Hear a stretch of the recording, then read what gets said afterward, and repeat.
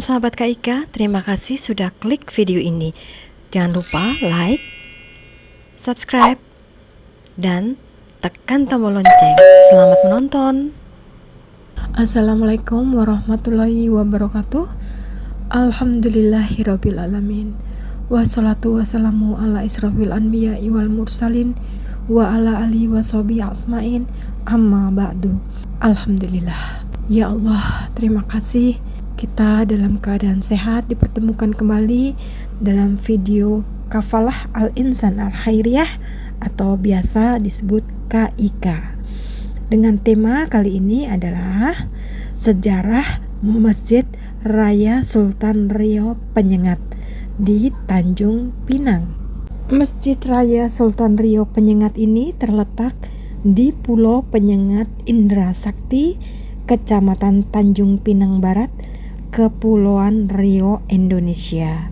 Masjid ini hanya berjarak sekitar 2 km dari Tanjung Pinang dan dapat ditempuh dalam waktu 15 menit menggunakan perahu motor.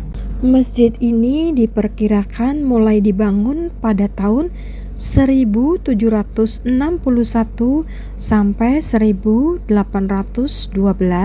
oleh Sultan Mahmud Syah ketiga. Masjid ini kemudian dihadiahkan kepada Engku Putri Raja Hamidah binti Raja Haji Fisabilillah beserta Pulau Penyengat sebagai mas kawin dan juga dijadikan kediaman Raja Hamidah Engku Putri. Awalnya masjid ini terbuat dari kayu hingga pada 1 Syawal 1249 Hijriah atau 1832 Masehi, Raja Abdurrahman yang menjabat sebagai Yang di-Pertuan Muda ke-7 Kerajaan Riau Lingga bersama dengan semua lapisan masyarakat di Pulau Penyengat melakukan renovasi. Keunikan yang membuat masjid ini terkenal adalah karena penggunaan putih telur untuk campuran bahan bangunan dalam pembangunan masjid. Penggunaan putih telur ini bermula ketika para warga tidak hanya membantu secara tenaga namun juga menyumbang logistik untuk pembangunan masjid. Banyaknya bahan makanan yang disumbangkan warga seperti beras, sayur, hingga telur membuat para pekerja merasa bosan makan telur sehingga yang dimakan hanya kuning telurnya saja. Karena banyaknya sisa putih telur yang terbuang, arsitek masjid ini memanfaatkannya sebagai campuran bahan bangunan. Sisa-sisa putih telur itu digunakan sebagai bahan perekat dengan dicampur pasir dan kapur. Setelah perintah pembangunan pada tahun 1844, masjid tersebut kemudian dibangun lebih kuat menggunakan beton cor. Arsitektur masjid cukup unik ya sahabat, dan menonjolkan simbol-simbol agama Islam seperti tangga masjid yang berjumlah 13 anak tangga yang melambangkan 13 rukun sholat, 5 buah pintu yang melambangkan rukun Islam, dan 6 buah jendela yang menggambarkan rukun iman. Pada atap bangunan masjid ini terdapat 13 buah kubah dan 4 buah menara yang jika dijumlahkan menjadi 17. Angka 17 ini melambangkan jumlah rakaat sholat sehari semalam di dalam ajaran Islam. Di dalam masjid ini juga terdapat 2 buah lemari yang dulunya merupakan lemari perpustakaan Khutub Honah marhum Ahmadi. Di dalam masjid ini terdapat Al-Quran yang ditulis tangan oleh Abdurrahman Stambul pada tahun 1867. Abdurrahman Stambul adalah seorang pemuda yang berasal dari Pulau Penyengat yang disekolahkan oleh kerajaan untuk mempelajari agama Islam di Istanbul, Turki. Berdasarkan cerita turun-temurun masyarakat di sana, Arsitek Masjid Penyengat adalah seorang keturunan India yang bertempat tinggal di Singapura. Meskipun begitu, tidak ada yang mengetahui secara pasti siapa nama arsitek tersebut. Karena itu, atap ruang utama masjid sangatlah unik karena menunjukkan adanya pengaruh India, di mana arsiteknya berasal. Keunikan dapat dilihat dari deretan melintang dan membujur dari kubah-kubah yang ada di masjid ini. Di halaman kanan dan kiri masjid terdapat bangunan berdinding yang memiliki atap limasan batu. Masyarakat setempat menyebut bangunan kembar itu dengan nama Sotoh, yang berfungsi sebagai tempat permusyawaratan para ulama dan cendekiawan. Karena keunikan arsitektur dan sejarahnya, Masjid Sultan Rio ini sudah dijadikan situs cagar budaya oleh pemerintah Republik Indonesia. Semoga dengan penjelasan ini semakin menambah wawasan kita ya sahabat. Sahabat, Masjid Raya Sultan Rio Penyengat sangatlah megah. Perpaduan warna kuning dan hijau. Masjid Raya Sultan Rio ini merupakan masjid kerajaan bergaya arsitektur Melayu, Arab, India, dan Turki. Dibangun di tempat yang lebih tinggi dan tidak ada bangunan lain di sekitarnya yang boleh melebihi ketinggiannya. Ada begitu banyak keunikan dan keistimewaan masjid ini.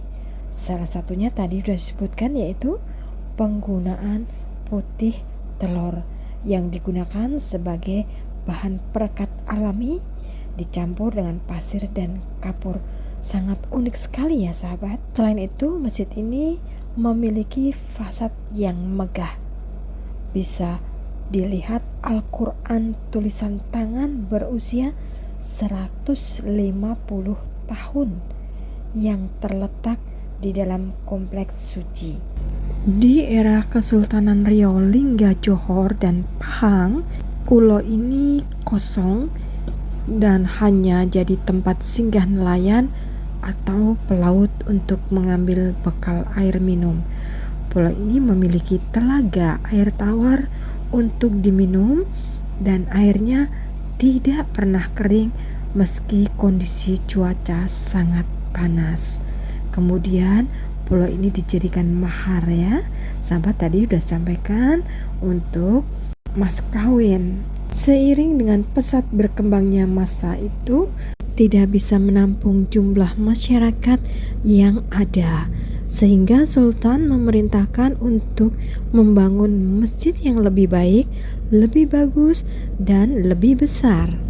Semua peninggalan sejarah yang ada di dalam masjid masih terjaga dan terawat dengan baik. Salah satunya mimbar yang terbuat dari kayu jati dan dipulas dengan cat berwarna keemasan. Di bawah mimbar tersimpan sepiring pasir yang konon ceritanya berasal dari tanah Mekah Al-Mukarramah.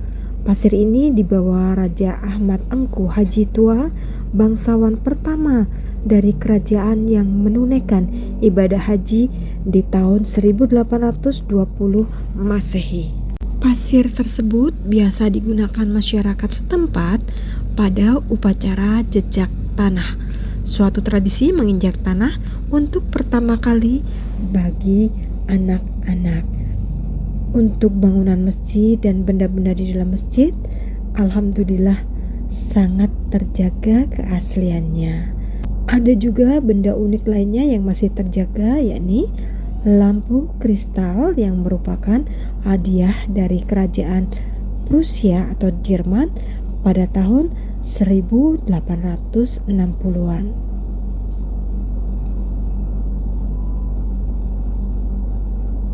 Pada tradisi di bulan Ramadan, jelang bulan Ramadan, pengurus Masjid Raya Sultan Rio Pulau Penyengat juga menggelar tradisi tahlil jamak kenduri arwah untuk seluruh masyarakat Pulau Penyengat, mendoakan mereka yang sudah tiada.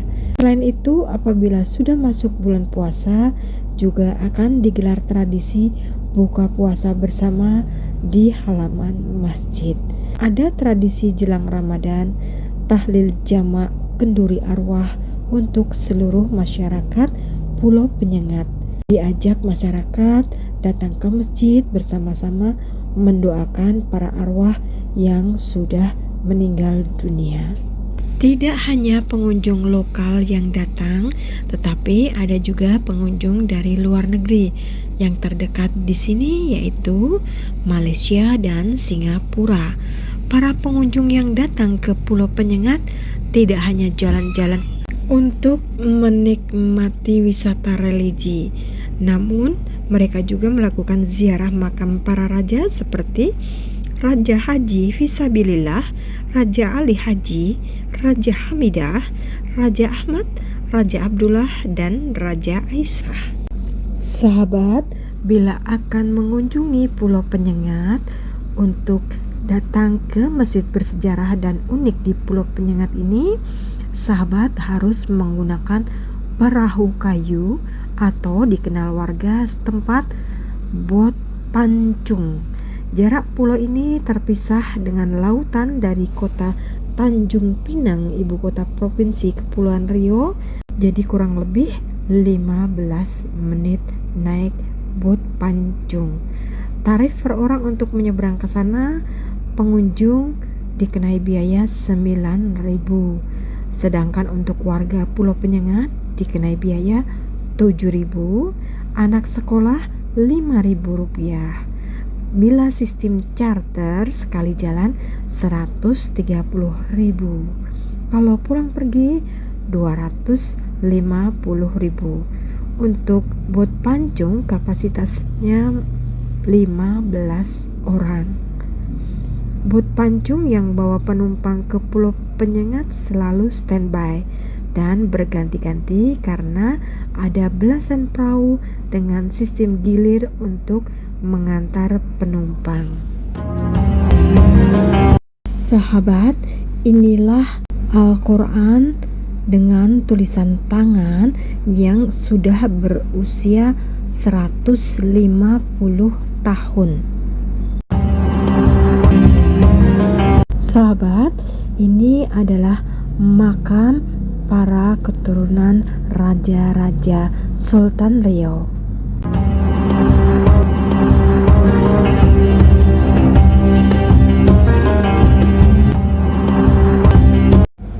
Sahabat, inilah lemari kuno yang dulu merupakan lemari perpustakaan Kutub Khana marhum Ahmadi. Di dalam lemari ini masih terdapat buku-buku yang melambangkan kepedulian yang tinggi tentang ilmu pengetahuan. Demikian sahabat, semoga semakin banyak ilmu dan menambah wawasan kita serta bermanfaat tentunya buat kita semuanya. Terima kasih sudah menonton sampai selesai. Jangan lupa like, subscribe, dan komennya. Wabillahi taufiq wal hidayah. Wassalamualaikum warahmatullahi wabarakatuh. Terima kasih, sampai bertemu kembali pada video KIK selanjutnya.